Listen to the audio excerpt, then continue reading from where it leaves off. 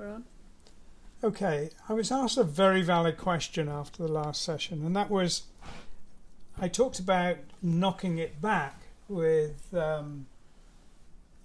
zinc white, and what did I mean and what was the effect? So what I do with zinc is I paint the area that is to be knocked back in zinc white, and it looks quite strong as I put it on. And it doesn't matter too much if I go over the edge, because it will to a large extent be invisible on the very pale background, but you must go at least as far as the edge. Now the reason for doing this is I want the rocks to seem considerably further away than these new rocks in the foreground. So they're much further forward and that's much further back. Just to explain as well, we are going to do the Q&A for Monday's questions as well. We're just going to finish this part of this painting because somebody asked that question. And also, I'm sort of trying to keep the ratio of painting to Q&A, bulk painting and working with the Q&A sort of as a bonus. But we will get to that. So Dad's going to be doing painting and then we will get to your questions. Yes, this is basically an extended Q&A rather than a live painting session, because when you see it, it won't actually be live.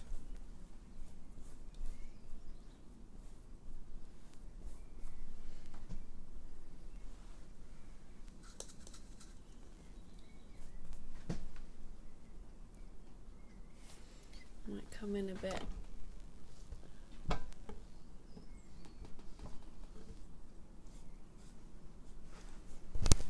Is that a very dilute zinc white, or is it as it comes out of the tube? It's quite dilute. It's about 50-50 with water. That really is to make it easier to use, not because I need it to be dilute. But yeah, it goes on in a way that suits me, that dilution. Is one layer a good amount, or do you sometimes do more than one? Often, if I'm careful, I do 2 or 3 pale, very dilute layers, so I can build it up carefully. And this will be, in this particular case, at least the 3rd, possibly the 4th layer. When you have something like the foliage of the tree, do you have to go over that very carefully and exactly with the zinc? To be honest, no. I don't have to be too careful with that because, as I say, the zinc white dries relatively invisible on the very pale background. It really only shows on a dark background.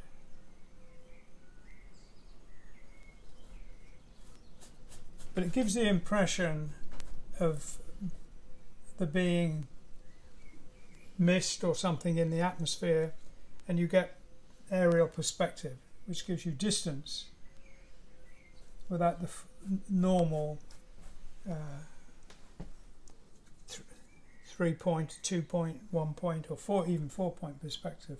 And do you find that this works much better than just painting that layer paler initially? I do, because sometimes the layers start very close to the background colour and you build up stronger and stronger, and it's easy to see what you're doing if you're always painting in a strong colour and then painting it out.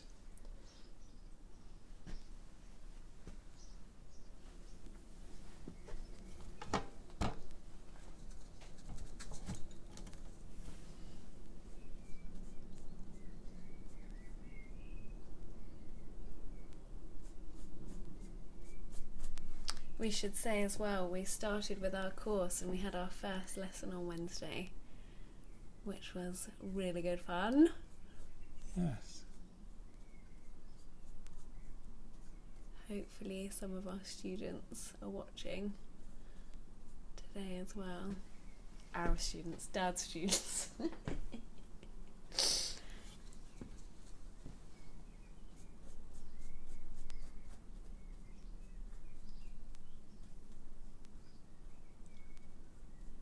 Oh, the reason I brought that up is what. Sorry, I'm watching Dad, and because no one's asking anything, I forget that I should. I have a role.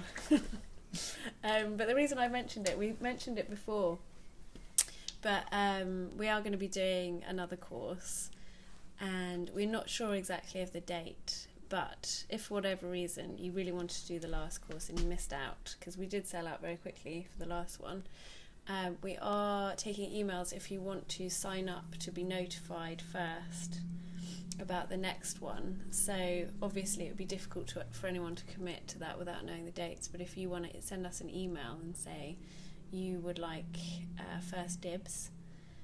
What is the email from the site? Is it info@rogerdean.com. info@rogerdean.com, and just say, put me on the waiting list, and then when we know the dates, we'll email you and let you know for joining the next one. You can see I'm not painting the tree too carefully, but it is going back.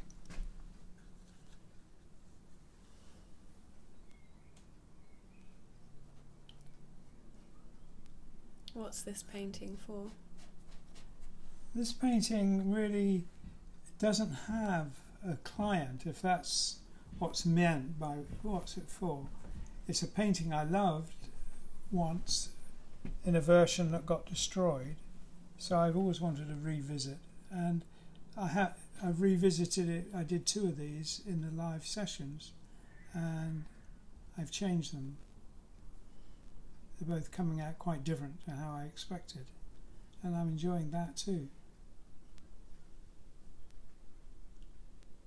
What's different and what's the same about the one that you're of copying? The other painting had the tree on one of the rocks that was drifting off, and this one has now gone further into the background with a new foreground in the form of these rock structures here, and they are going to need a little bit more work because they need highlights on them, and I'm going to do that.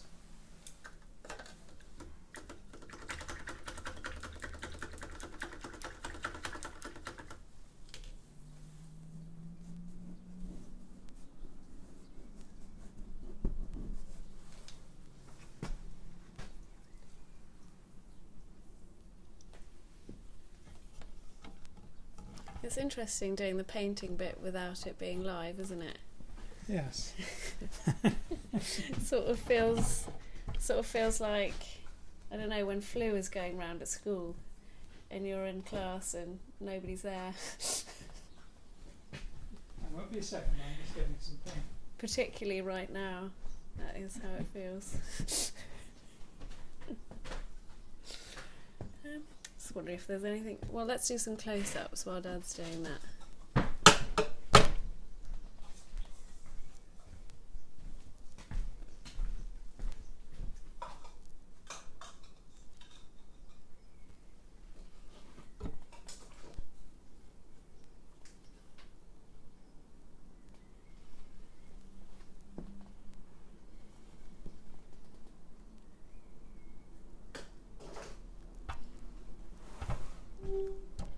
From Roger Dean's MacBook Pro. Alex has joined us.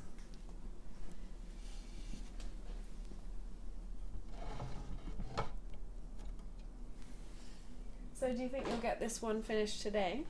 Sorry? Will you finish this painting today? Pretty much, I guess, yeah.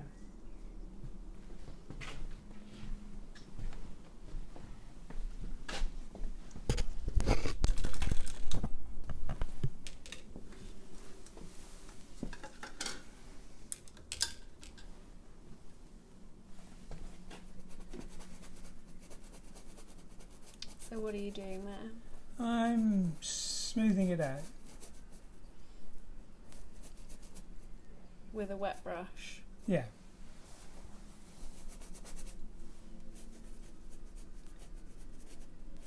So the zinc white is still a little bit damp while you're doing that. It's not completely dried. That's right, yes.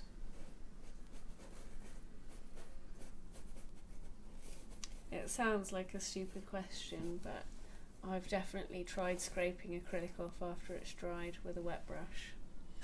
So I know it can be done. All Not kinds uniformly. Of things. Yeah, all kinds of things can be done.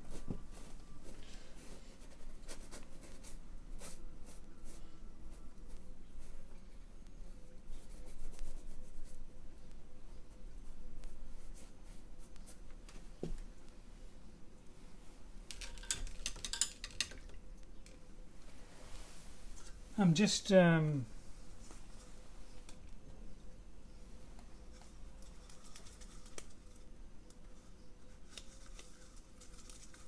going to put some highlights on the shadows of this rock before I'm going to put the highlights that are in the sunlight, if you like.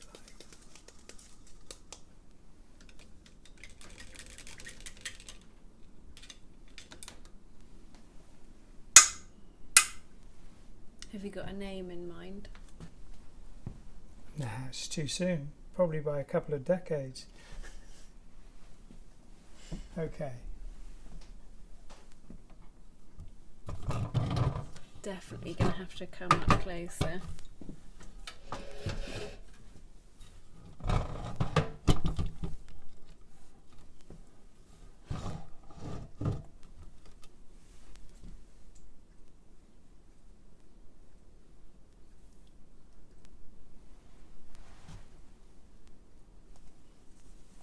So I'm. This is highlighting in the shadows. So it's not. I'm not doing it in white. It's still quite a dull colour, but it's brighter than the basic painting. What is it, like a pale grey? It's a pale grey, yeah. Can we have a look? It's an opaque grey, whereas the rock was painted in a transparent.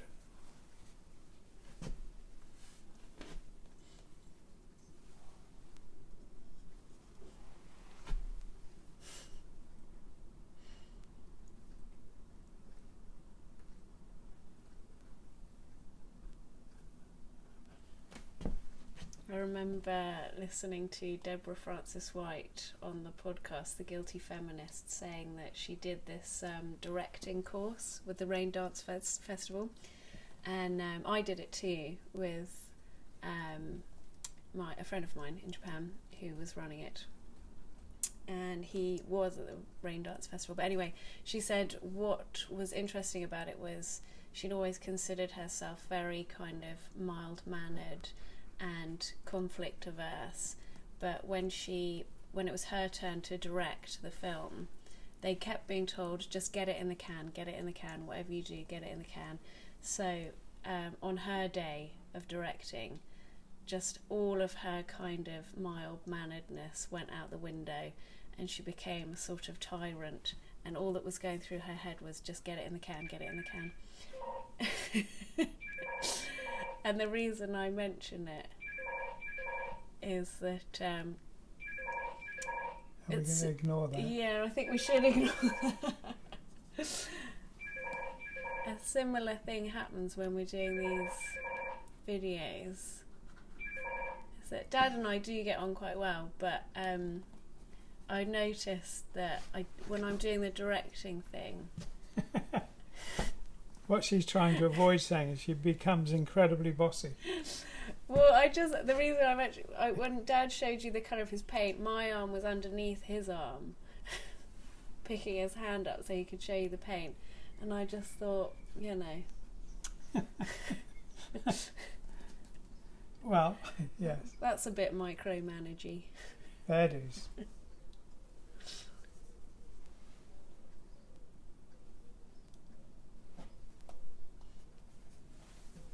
Let's go in a little bit. Is it alright if we're here? Yeah.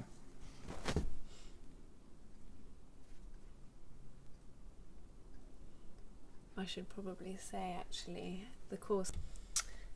Okay, sorry everyone. You may have noticed a little blip there. That was our internet, but we're back. What were we doing? What were we talking about? what I'm doing here is just putting in the shadow highlights.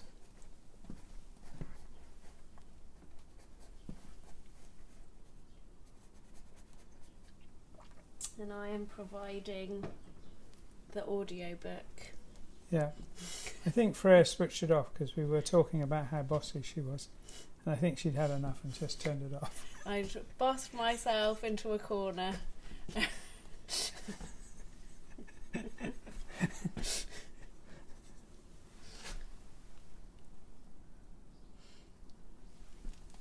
go down a little bit.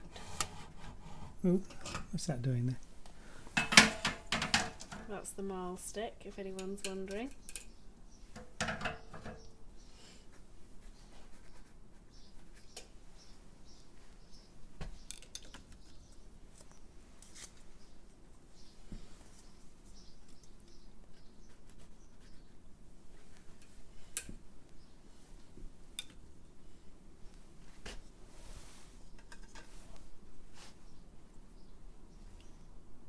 Oh, what I was saying was, yeah, I did my directing course in Japan rather than at Raindance in London, and it's Rory O'Donnell who's doing it as the English Language Film School in Tokyo, and it was really, really good fun.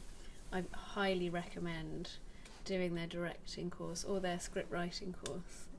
It was great. And actually, I directed a Japanese actor, and he was in Giri Haji after that. And his name is Masaya Mimura. And so they have great actors for the course as well. It's So- absolutely not related to this, but I just thought I'd better mention. So what I'm painting here is not the highlight, it's the underpainting for the highlight. So the highlights will come later and go on top. What colour would the highlight be? They're going to be more like this was, a sort of orangey, creamy colour. But I think this sort of powerful underpainting in red will work well for it. So do you often use two colours for a highlight? It's very often a good idea to have the richness of multiple colours. I've often found, for example, if I'm painting something that's a bright green, it looks even brighter if it has speckles of red in it. So a bright green lawn, for example, if it has red flowers in it, but just red speckles, your eye reads it as vivid.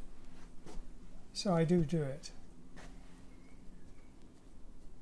Does it depend on opposite sides of the colour wheel being involved or not necessarily? Well, sometimes that works really well, actually. You know, if your painting is purple and you have yellow highlights, or yellow and it has purple shadows, that works very well. But in this case, this red, although it's a red and quite a strong red, it's actually playing the role of a cool colour, and the colour that goes on top will be more vibrant and more red. It'll be more in the orange spectrum, actually. So we've been going about half an hour now, I think. Well, we've actually probably been going a lot longer with all the breaks in the internet and phone calls and things. I see. Well, So is there anything else you want to show before we do the Q&A? I'm actually thinking that, we'll pause on this and finish it later and go straight to the Q&A now. So I'm going to work on this while you rearrange the lights and cameras, okay? Oh, I think people would much rather look at you doing that. Okay, we'll do the lights first then. Not sure how with the cameras on. I should have done a course in cinematography rather than directing, really. Okay.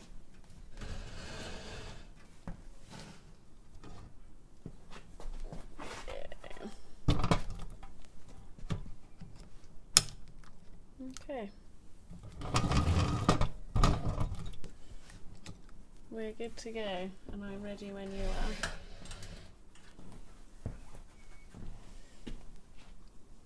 are. All right, I'm going to just...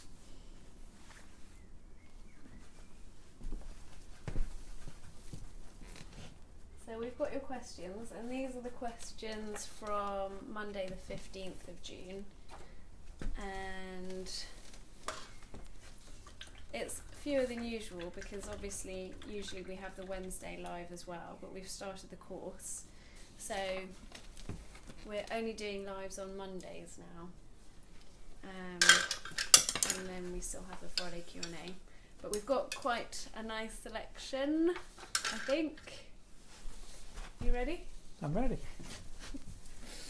Hello. So, Andy Hosegood asks, have you ever considered having your paintings photographed as stereo photos, Victorian 3D? I think they would look superb, so full of depth.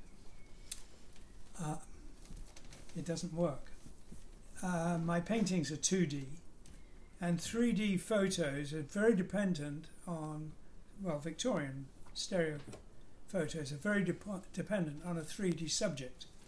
And the lenses are apart.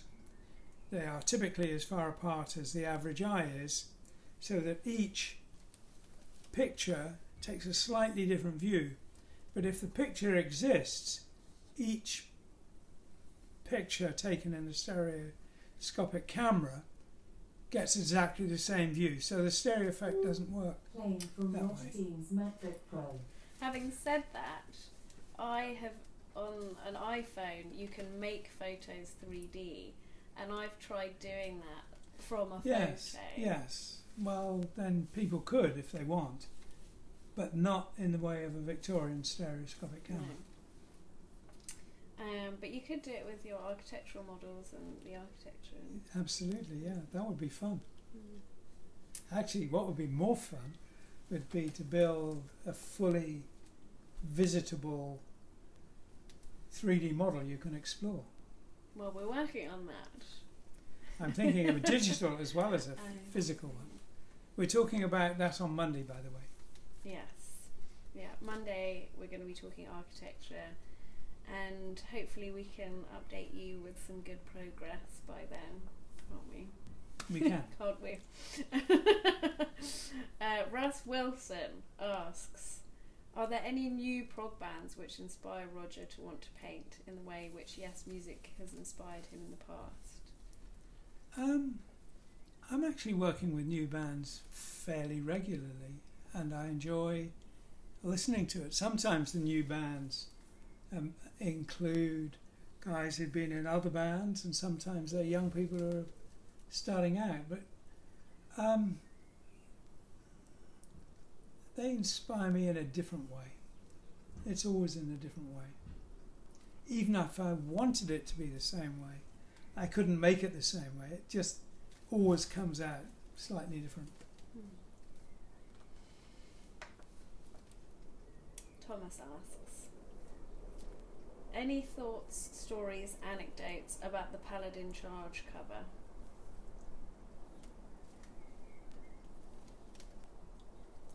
Well, not really, except it triggered an enormous number of biomechanical, not copies, but other things that came from that. I think it just triggered a world of biomechanical subject matter. And a lot of people back then would say to me, oh, I saw Paladin and I did this or I did that. So for me it was very interesting because it set a new subculture in a way that I wasn't really part of. I visited from time to time, you know, with the Black Bat and with Budgie's Squawk, and there was a number of biomechanical things I did. But what came out of it was amazing. That would be a good badge, actually. That one. Get on with your questions. No time for chats, okay? Joseph Silver asks. Well, actually, I don't know how to ask this question. This is very relevant to what I just said. Instead of a full bio, how about one of playful anecdotes? I love when you tell them. And I don't know what this is in reference to, but have you got any playful anecdotes?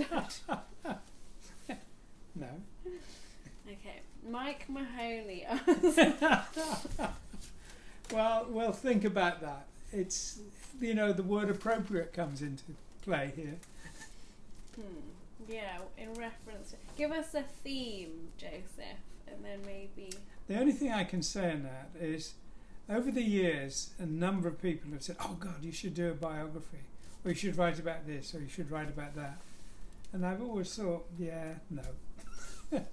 But recently, Freya has been not collecting the stories, but going along similar routes, saying, "God, if we put all these together, so maybe we should." What do you think? Yeah, I think we should. I was just thinking it's funny, Rick is very good with these. Yes. But I think even if you asked him, can you give us a funny anecdote? I mean, where do you start with that kind of way of thinking? I was thinking about it the other day when I was running.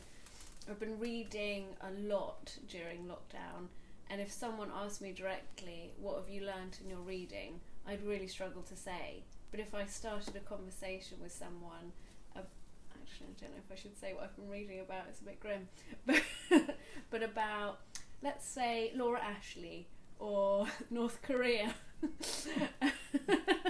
If we got into a conversation about either of those two subjects, I'd be able to pull quite a lot out of the box, but asking directly, I'd really struggle to think of something. No, it's impossible. Your isn't mind doesn't work like that, does it? I mean, somebody saying, "Tell me something funny," is impossible. But actually, somebody saying, "Oh, okay, say something, talk." No, it doesn't work that way. It has to be much more tangential. Yeah.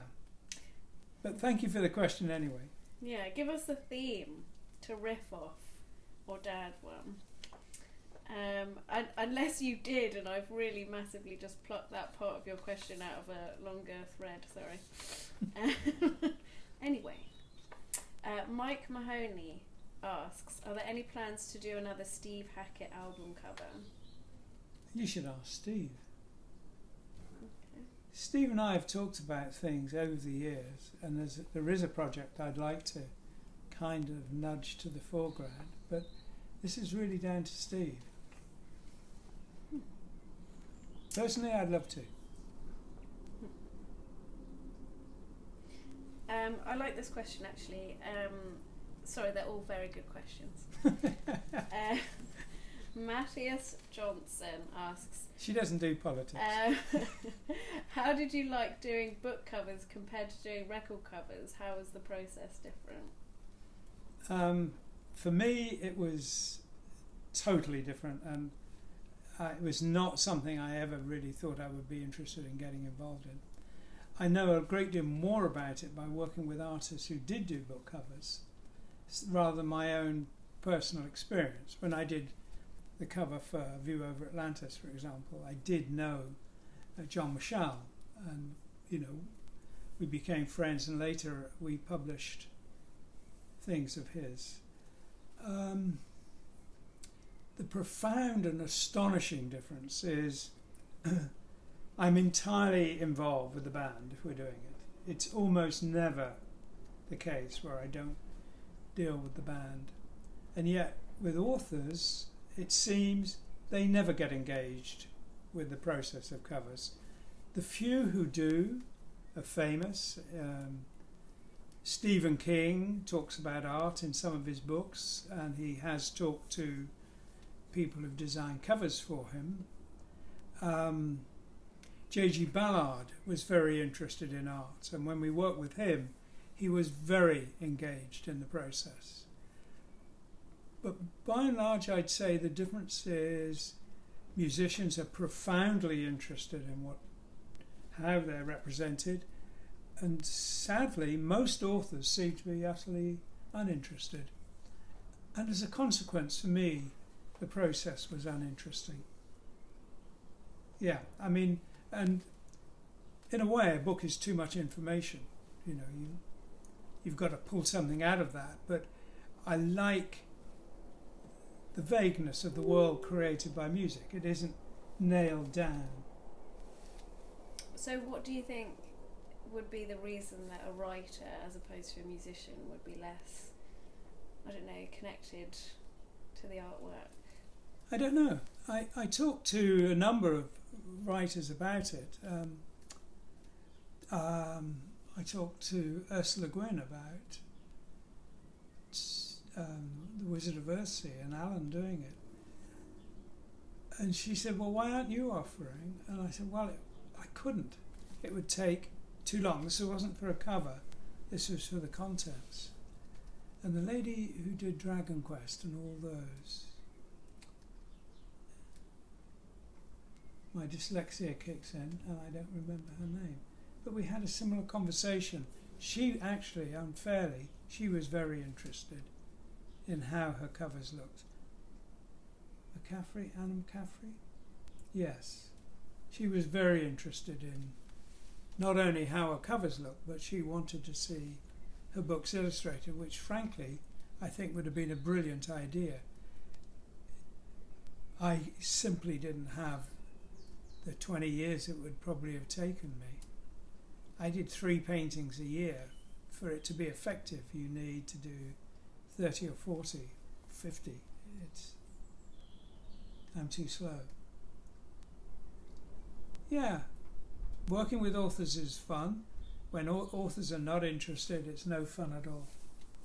I find it weird because I would have thought even if you're not interested, I feel like if I'd written a book, and obviously I'm coming at this from the angle of being an artist, Yeah. but even if I wasn't, and I have got books that I've got about 3 on the go, I would definitely want some aspect of how I imagined it to come across, even if it wasn't kind of a literal illustration of one of the scenes in the book. Yeah. And at the very, very least, I would definitely want it to be made beautiful. Because I know that experience when you're going through a bookshop, sometimes your eye gets caught by something and you want something beautiful that you're taking around with you all the time. And it really, I would say, it impacts my experience of reading a book maybe 10-20% if it's really beautiful. No, it absolutely does work that way, because I've done the same as you. There's a book I really wanted to get and I've got hold of it and I've thought, bloody hell, this is an ugly beast. And there's a book I wanted nearly as much. Boom, it's gone.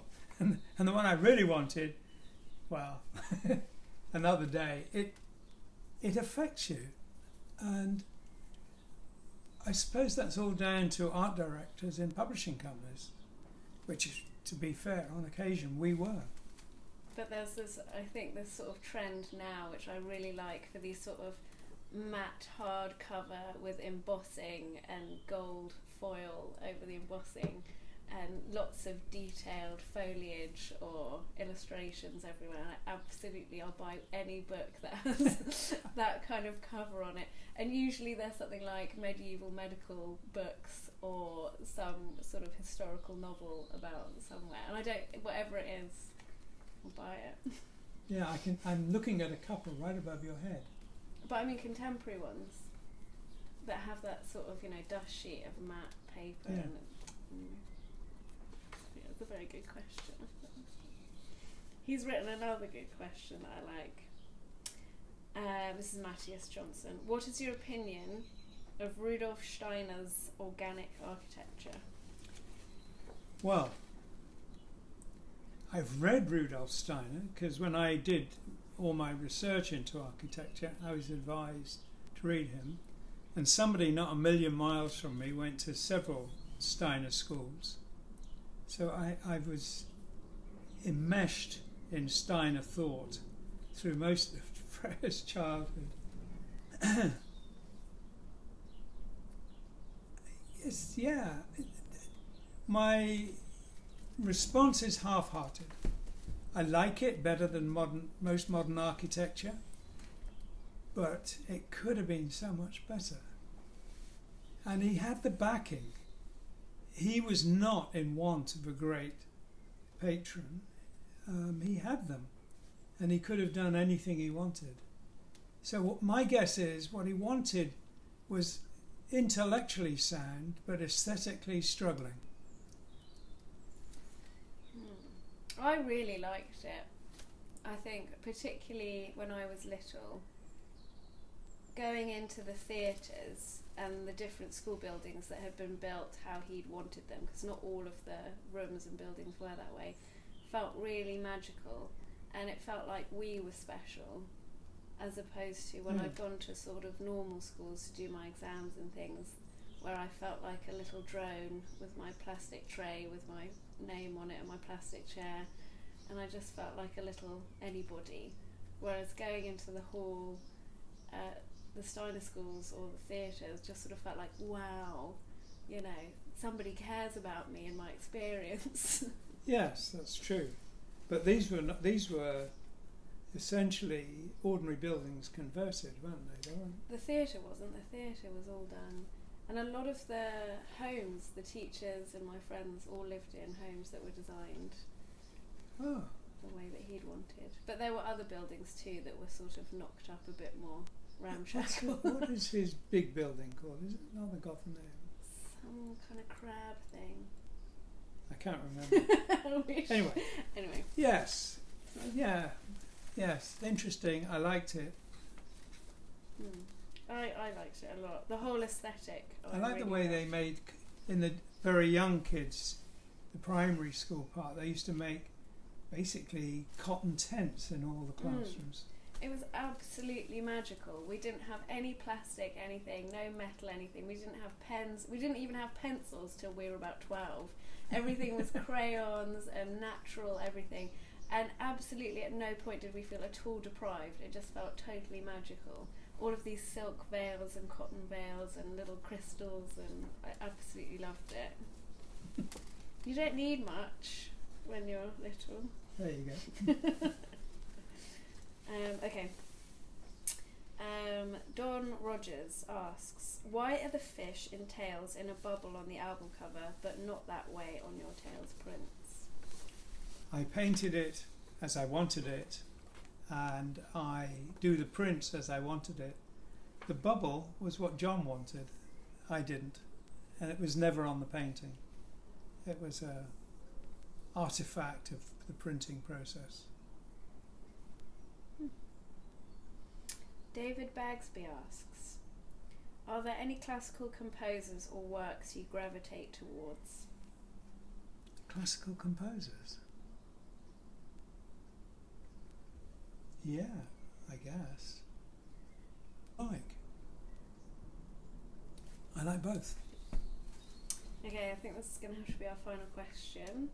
Monty Python or Fawlty Towers? Doug asks. Why do I have to choose? That is the premise, if you had to choose. If I had to choose? You had to choose. I'd have a real issue with whoever was asking me to choose. Doug from the FBI. Doug. I hate to say it because I love Monty Python, but I really love Fawlty Towers. What's your favourite? Do you know what? I was thinking about this. It's difficult for me because I like them for very different reasons, except one reason, which is the same for both of them. Particularly when I'm in Japan or America or anywhere other than here, I find it incredibly comforting and nostalgic just watching Englishmen be stupid. I was like, oh, home. That's what we're like. Yeah. Actually there is yes, it's a damn difficult choice because I like the fact that Monty Python is all kinds of different characters doing all kinds of different situations. Fawlty Towers is a sitcom, and it's the characters are always the same characters in each episode. It's very funny, but Monty Python, I'm going to say if I was on a desert island I would choose Monty Python. Because there's the variety and the amount. I love the insanity of it. Hmm. I have a great rapport with that. Right. I think Fawlty Towers is really good from my point of view, because if anyone in Japan wants to visit England, I can just be like, before you go, just watch this first, and then they'll get a really good idea of how to approach their trip. Like when Mitzias came to England and he said the air conditioner had icicles growing on it, so he called down to reception and he was like, I'm really cold, it's the middle of winter and the aircon has icicles, so they come up and brought him a blanket. People need to know this before they come here. That is what our service industry is like. Yes. Bit close to home as well, though. I had I was with a team of incredibly clever scientists working on a project with Hank in Moscow, and Andre we went down to eat, and the waitress explained in no uncertain terms that she didn't want to have to actually serve anybody, and she was going home in half an hour. And he was incredibly apologetic, and I said, don't worry, I come from England, you haven't been there yet, but when you come you'll realise even without communism we managed that. I appreciate the half an hour warning. Was it Mum who said she went to a cafe? Was it you who went to some cafe and they'd attached chains to the knives and forks? No, that was Martin and I. Yeah, that was. We had to do an incredibly early train journey. I think it was the first train out of King's Cross Station, and it was, I don't know, 3:40 or something like that in the morning. And we found even though it was ridiculously early, we arrived even earlier, and we found an all-night cafe that obviously had troublesome customers because we sat at the counter and they served us. They put the plate of pretty greasy food on the counter and then handed us knives and forks that were bolted to the counter on chains. And you have to think, how do they wash these up? What do they get used for when they're not used for eating? It was a dreadful idea. Did you ever read Bill Bryson's notes from a... I did, yeah. I just thought the first story in that I can't say on this because it's so horrible, but it's, yeah, very much like that. Well, he arrives in Dover, that's, yeah. and I lived and worked in Dover when I was a student, so I know what he's talking about. It's the hotel owner obviously had been cleaning the bathrooms and objected to something that he'd done and was like, in future could you tell me what time you're gonna go to the toilet so I know when to come into your room and clean up. And he was like, I don't know, it just sort of happens, I can't tell you for sure. That's really, really good. That's really good. Awful, awful people. And he said what he couldn't understand is there was someone there who'd obviously been there for years. They just sort of partly lived there under the kind of regime of this really terrible word. Well, here's the sad thing. Apparently, Fawlty Towers is based on real people who the family got very indignant when they found that out. It could have been anyone. That should be some comfort to them. It could have been any hotel in England. It's getting better. It's not what we're good at. No. So I'm going to check to see if the internet cut out and if we have to record all of that again. Well, it would be fun. Yes. Thank you very much. We'll see you on Monday. Yes, see you Monday. You're going to be doing architecture. Yes. We've got the green screen, we've got the technology, we've got the producer, the director, the cameraman. It should work. Yeah, we'll see. Thank you very much.